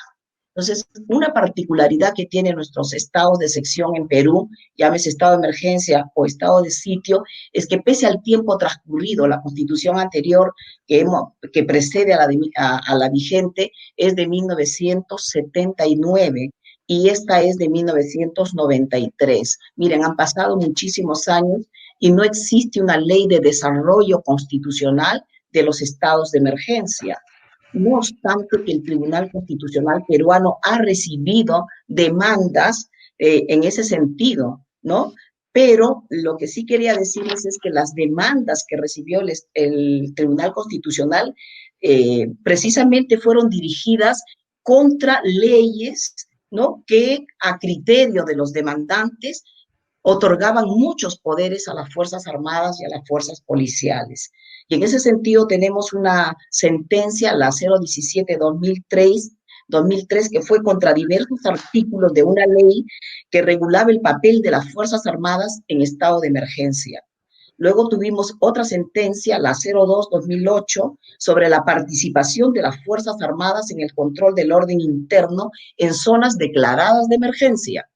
Y la tercera ha sido la 22-2011, son procesos de inconstitucionalidad, donde se cuestiona 3 normas. Una de ellas establece el decreto legislativo 1095 sobre el uso de la fuerza por parte de las Fuerzas Armadas en el territorio nacional. Entonces, claro, llama la atención que no tengamos una ley de desarrollo constitucional y que no obstante las sentencias que ha dictado el Tribunal Constitucional han sido dirigidas para regular el papel de las Fuerzas Armadas y de las fuerzas policiales en el territorio nacional. Y aprovecharon de esa circunstancia, de esas demandas, para establecer las características que debería tener este régimen de excepción, a la vez que exhortaron al Congreso de la República para que adopte una legislación que desarrolle el artículo 137 de la Constitución. Esto no ha pasado hasta la fecha.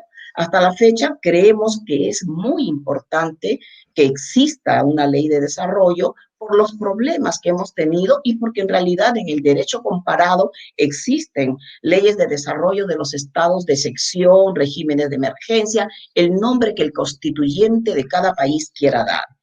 Tenemos una sentencia de la Corte Interamericana que abordó el rol de las Fuerzas Armadas y de las fuerzas policiales en estado de emergencia, que es el famoso caso Osorio Rivera y familiares versus Perú. Y en ella dijo, es del 2013, la Corte, que la posibilidad de otorgar a las Fuerzas Armadas funciones dirigidas a la restricción de la libertad personal de civiles debe responder a criterios estrictos de excepcionalidad y debida diligencia, en la salvaguarda de las garantías convencionales, teniendo en cuenta que el régimen propio de las fuerzas militares no se concilia con las funciones que le son propias a las autoridades civiles. Bien, dicho esto, yo quiero decir, bueno, que esas sentencias que se dieron han sido por hechos ocurridos en los años 95, 98, en la época del despliegue del terrorismo.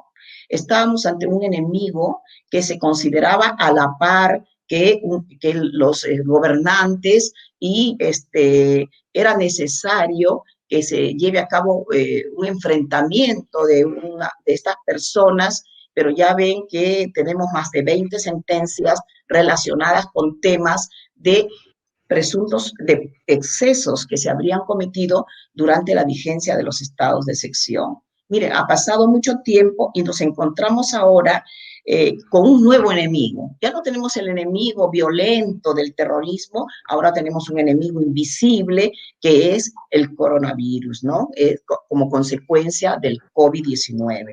Entonces se va a dar un estado de emergencia que ya no es el mismo de antes, sino es un estado de emergencia para ver las graves circunstancias que afectan la vida de la nación.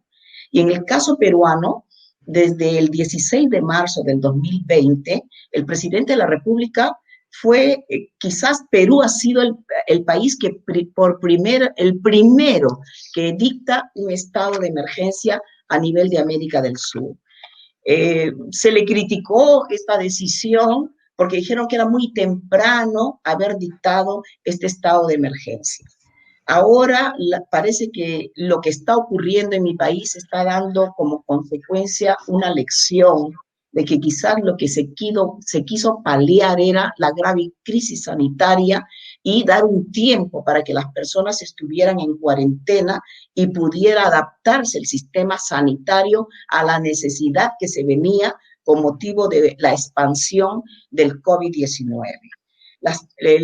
El estado de emergencia se decreta el 16 de marzo del 2020, las prórrogas vienen hasta el 31 de julio, hasta ahí está, es probable que se pueda ampliar, eso depende de la forma en que se advierta que si hay rebrotes o no. se ha dictado una inmovilización social obligatoria a partir de las 8 de la noche, que ha ido cambiando, ahora son las 10 de la noche.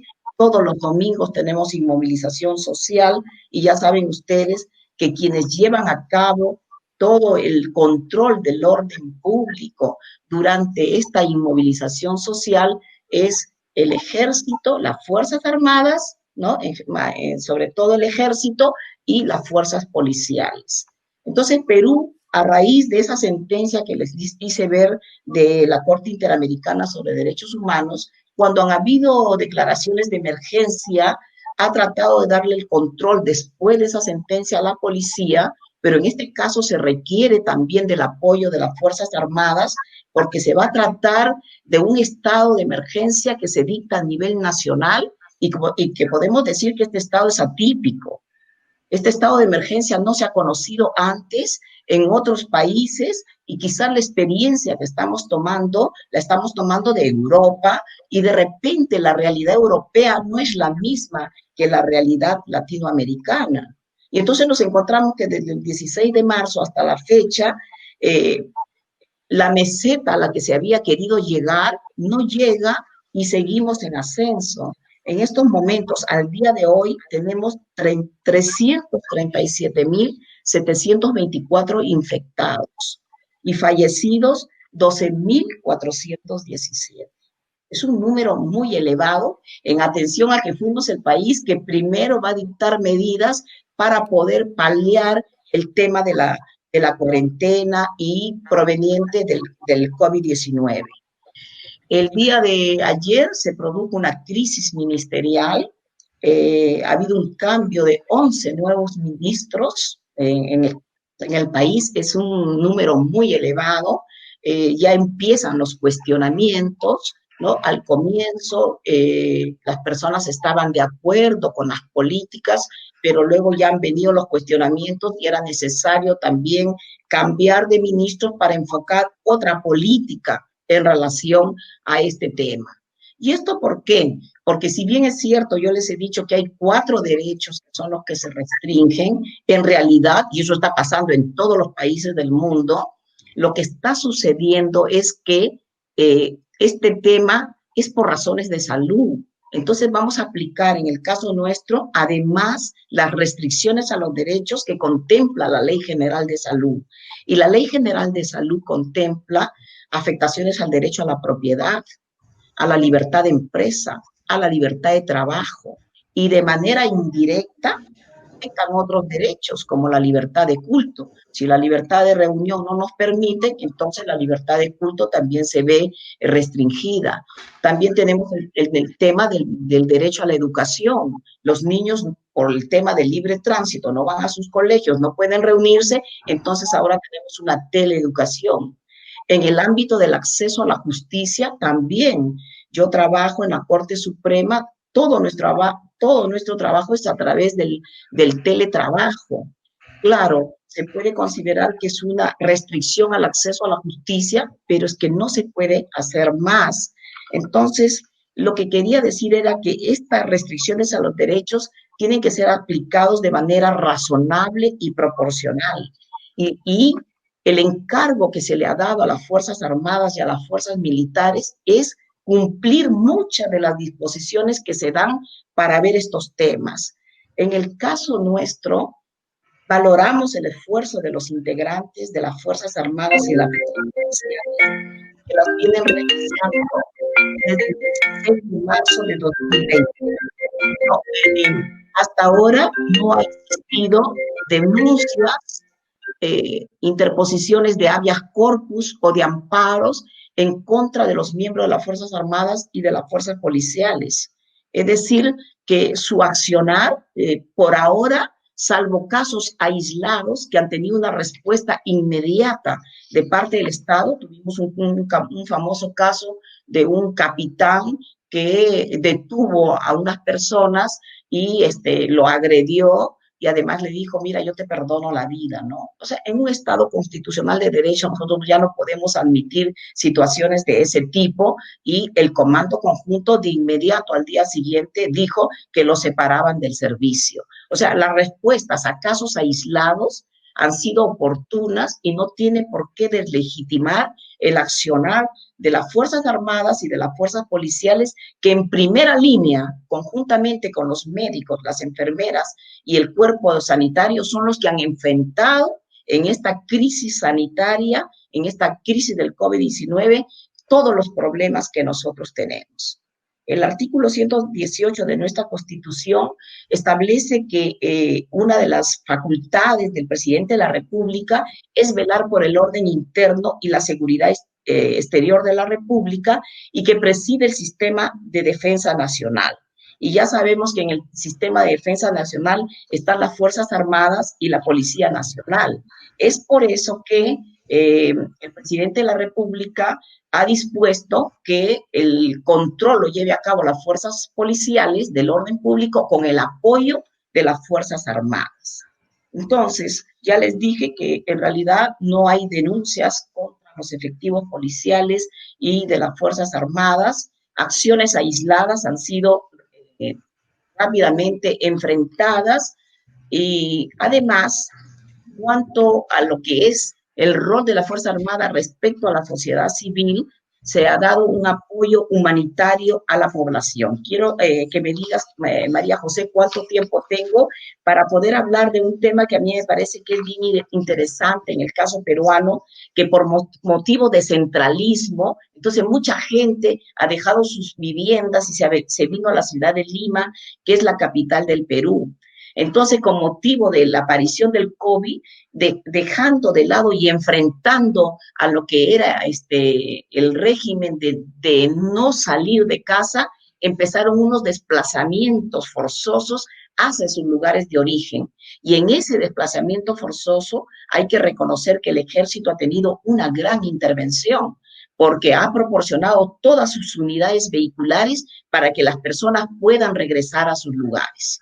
Ese es un punto que hay que poner en valor en relación a las Fuerzas Armadas.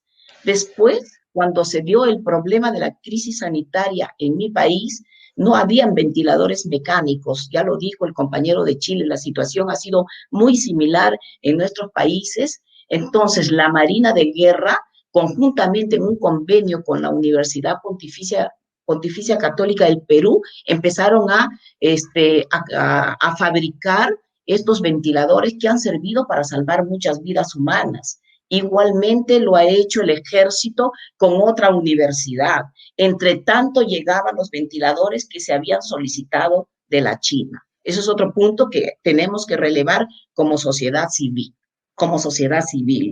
Luego, como se necesitaba durante tanto tiempo, ¿no? Porque estamos desde el 16 de marzo hasta el 31 de julio, de personal militar, lo que se ha hecho es un llamamiento a los reservistas y casi el 90% de los reservistas se presentó para poder participar en estas acciones de las Fuerzas Armadas para la custodia del orden público. Con lo cual la sociedad civil también se siente reconocida de esta forma en que se ha llevado a cabo este tema. Luego también tenemos otra situación que a mí me gustaría abordar, es el tema de los vuelos humanitarios. Cuando se dicta el estado de emergencia, se dicta para que empiece un día 16, un día lunes 16, pero la norma sale el día domingo y se dice empieza a partir de las 12 horas 1 minuto del día 16 y entonces mucha gente que había viajado se quedó y ya no pudo regresar a sus lugares. Perú es grande y geográficamente tiene una forma de territorio que no es llana, tenemos costa, sierra y selva y por lo tanto a veces por tierra para llegar a un lugar a otro se demoran 1 o 2 días. Entonces mucha gente se quedó y las Fuerzas Armadas, la FARC, la Fuerza Aérea, ha implementado el sistema de los vuelos humanitarios para que de esta forma las personas que no pudieron movilizarse lo puedan hacer. Y también el tema de poder llevar oxígeno a lugares de la selva. Tenemos un lugar que se llama Iquitos, donde no se puede ingresar ni por tierra no se puede llegar, tiene que ser por vía fluvial, por el río, que bien conoce por el río. Pero lo conozco muy bien. Muy bien, o por el aire. Muy Entonces, bonito. Iquitos es una zona del Amazonas donde se tiene que llegar por avión o por vía fluvial, y la Fuerza Aérea ha proporcionado sus aviones para que lleven el oxígeno que era tan necesario en estos momentos del COVID. Y quizás la experiencia que creo que deberíamos resaltar es un programa que se llama Ayúdanos a Ayudar. Entonces, ahí colabora las Fuerzas Armadas con Salud, que es una entidad que tiene que ver el tema de la salud de las personas que son afectadas por el COVID. Entonces, las Fuerzas Armadas ayudaron a habilitar la Villa Panamericana. La Villa Panamericana fue una vía que se construyó para que se pueda llevar a cabo los Juegos Panamericanos. Es decir, yo siempre he criticado que cómo es posible que en un país nosotros en América Latina hayamos dejado de lado la visión de los derechos sociales, económicos y culturales, ¿no? Porque hemos hecho una vía panamericana lujosa y unos Juegos Panamericanos inolvidables, pero no teníamos hospitales. Y en estos momentos esa villa sirve para que la gente vaya y esté ahí curándose, ¿no? O sea, es como una lección la que nos está dando este COVID-19. Nos está haciendo volver los ojos hacia una mirada, dar una mirada hacia atrás y decir, oye, está bien, ¿y dónde quedaron estos derechos económicos y sociales? Entonces nosotros aspirando a entrar a la OCDE, cuando no teníamos los medios necesarios para enfrentar graves crisis como la que ha ocurrido en estos momentos. Yo creo que esto también nos motiva a reflexión y nos motiva también a unión, porque si en un momento hubo un distanciamiento de la población con sus fuerzas armadas con motivo de lo que ocurrió hace más de 20 años por motivo del terrorismo, ahora es un tiempo de reconciliación, un tiempo de encontrarnos nuevamente, porque ellos también son ciudadanos como nosotros y nos han apoyado en estos momentos tan graves para la historia del país. Y hay un grupo que me ha gustado mucho, que incluso se ha dictado mediante un decreto supremo, que es el 68-2020 PCM, donde acá se va a constituir un grupo denominado Te Cuido Perú. Y ese Te Cuido Perú es de carácter multisectorial y está liderado por el ministro de Defensa. El ministro de Defensa ha sido uno de los pocos ministros que se ha quedado, que no ha habido cambio en este tema del cambio de ministros que se ha producido el día de ayer. Entonces, él se ha quedado y él dirige este grupo de Te Cuido Perú. ¿Y en qué consiste esto? De que las personas, como tenemos más de 330,000 infectados, entonces ahora lo que hacen es, inmediatamente que se detecta que alguien tiene el COVID, el ejército se encarga de poder detectar a través de un sistema, de una plataforma digital, ¿no? Para ver que estas personas en realidad guarden la cuarentena y no salgan de sus hogares para poder, y de ese modo contagiar a los demás. Y también empiezan a ver con qué amigos estuvieron y les dan protección a esos amigos, porque ya se dieron cuenta de que sí es verdad, el aislamiento social es fundamental para poder resolver el problema del COVID, pero también por otro lado tenemos que continuar con las actividades económicas, porque el país no puede parar. Entonces tenemos que hacer un balance de continuar con nuestras actividades, pero también cuidarnos.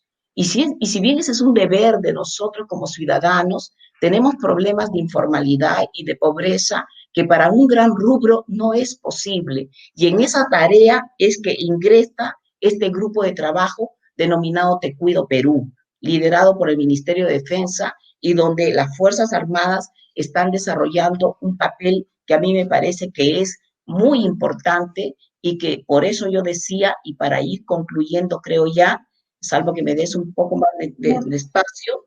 Creo que es mejor ir concluyendo porque si no, no vamos a poder escuchar al Yo voy concluyendo y voy diciendo que en el año 2021 vamos a cumplir el bicentenario. Lamentablemente celebramos la separación de España. ¿Me entienden? Es la independencia peruana, fue en 1821, ya vamos a tener nuestro bicentenario. Nos va a encontrar en una situación un poco complicada, pero yo creo que la solidaridad que han mostrado los ciudadanos y los miembros de las Fuerzas Armadas y de las fuerzas policiales nos va a motivar a la reflexión. Somos ciudadanos todos, tenemos que cambiar de óptica, acercarnos a ellos y que ellos se acerquen a nosotros con respeto de nuestros derechos, y solo así yo creo que vamos a ganar todos y vamos a poner en valor a las Fuerzas Armadas y a las fuerzas policiales. Muchas gracias. Gracias a la magistrada Castañeda por su valiosísima exposición. Me dicen también que nos hemos quedado sin tiempo. Manifestación de que las excelentes ponencias que hemos escuchado también pues nos han de alguna manera abrumado con un conocimiento muy sistemático y muy directo de la realidad de sus respectivos países, y probablemente mi sugerencia, profesora Roca, es que sintiéndolo mucho, pero dejando las cosas en el momento álgido y no en el momento de su desaceleración, probablemente deberíamos suspender, salvo mejor criterio, el planteamiento de las preguntas a los ponentes y pasar directamente a la sesión de clausura. Eso es lo que me dicen quienes están detrás de la cámara. Pues agradezco muchísimo la intervención del profesor Coello de Portugal y, por supuesto, me someto a su sugerencia. Agradezco nuevamente las intervenciones de cada uno de los ponentes. Muchas gracias. Muchas gracias, todo lo contrario a la profesora Roca Fernández, que bueno, pues a su prestigio académico une su amabilidad siempre, en toda circunstancia, y es una maestra incondicional de todos nosotros. Y, en fin, pues ha tenido la amabilidad de sumarse a esta actividad académica para la moderación de esta actividad. Bueno, según teníamos previsto en el guión y según la recomendación que nos han puesto en manifiesto, voy a rogar al secretario general técnico del Ministerio de Defensa, general Emilio Fernández Piñeiro, y también al subdirector de la Fundación General de la Universidad Complutense de Madrid, al profesor Miguel Ángel Casermeiro, que si son tan amables, de alguna manera se dirijan a nuestra querida audiencia que tan fielmente nos ha seguido durante estos días de esta actividad académica para clausurar el seminario. Por cortesía académica y después de que el profesor Casermeiro se dirija a todos nosotros, quiero, en nombre del decano de la facultad, poner en las últimas palabras del seminario, que, como todos los académicos saben, suponen una manifestación importante para la clausura de cada una de estas actividades. Pues que sea el secretario general técnico, después de que intervenga el profesor Casermeiro, el que, si quiere, establezca algunas reflexiones finales, plantee algunas cuestiones finales que tenga por conveniente, si quiere aisladamente, si quiere en relación con los ponentes, y sea quien clausure esta interesantísima actividad académica sobre la función de las Fuerzas Armadas durante la pandemia del COVID-19. Muchas gracias. Profesor Casermeiro, tiene la palabra. Bueno, pues muchísimas gracias, ilustrísimo vicedecano, profesor José María Coello de Portugal, excelentísimo general, consejero abogado Emilio Fernández Piñeiro, querida profesora María José Roca, subsecretaria, queridos ponentes todos, muchísimas gracias. Para mí este webinar pues representa la quinta esencia de la universidad, ¿no? Que ya que en solo 4 sesiones pues hemos conseguido tener una visión panorámica del papel de las Fuerzas Armadas en esta tragedia que estamos viviendo de la pandemia del coronavirus, ¿no? Y compartiendo experiencias no solo en España, sino en países muy queridos entre todos nosotros, ¿no?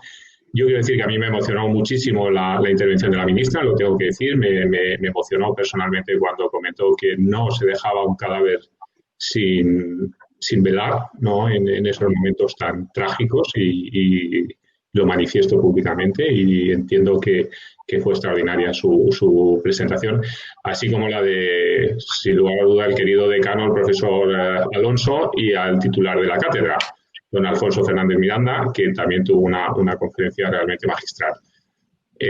La presentación del GEMAD fue realmente extraordinaria, nos puso a todos en valor lo que es la Operación Balmis, y yo creo que estas 2 mesas redondas finales han sido el colmo, ¿no? del interés y de la cooperación, lo cual demuestra que la relación entre la universidad y nuestras Fuerzas Armadas está viva y queremos que se siga manteniendo. Yo nada más que agradecer a todos los ponentes, a la Cátedra de Derecho y Defensa, a todos los participantes de tantos y tantos países que nos han seguido en el webinar, que sin duda ha sido un gran éxito, y reiterar mis agradecimientos, por un lado, al Ministerio de Defensa, al director de la Cátedra Extraordinaria y, si me permiten, a todo el equipo técnico que está detrás, que no se les ve, pero que hay muchísima gente trabajando. Hay gente que está... Permítanme que les nombre muy brevemente a la directora del área de informática, Ana Sanz, a Mario, a Eduardo, la gente de comunicación, a Miriam, de coordinación, David Contreras, y nuestros coordinadores virtuales, Beatriz de la Riva y David Alonso. Es decir, hay un equipo técnico detrás que hace posible esta conexión. Y muchísimas gracias a todos por su asistencia. Así que muchas gracias, José María. Muchísimas gracias, profesor Casermeiro, por esa sucinta pero muy sentida intervención en la que se ha resumido el valor que tiene para la universidad este seminario y también, digamos, el agradecimiento a quienes han puesto todos los medios técnicos al servicio de su celebración. A continuación, el secretario general técnico tiene la palabra para realizar las reflexiones que tenga por conveniente, si quiere formular alguna pregunta en concreto a algún ponente, si lo estima conveniente, y para clausurar el seminario. Mi general tiene la palabra. Muchas gracias. Bueno, a la vista de que se nos ha quedado el tiempo un poco corto, no voy a formular, yo creo que no voy a formular más preguntas. Simplemente quiero terminar en primer lugar agradeciendo a la Universidad Complutense el magnífico marco que nos ha proporcionado para hacer este webinar que yo creo que está en punta de lanza de lo que es ahora la actividad universitaria, con la tecnología y con la experiencia que ya se ve en este modelo, en este formato que tiene la Universidad Complutense de Madrid.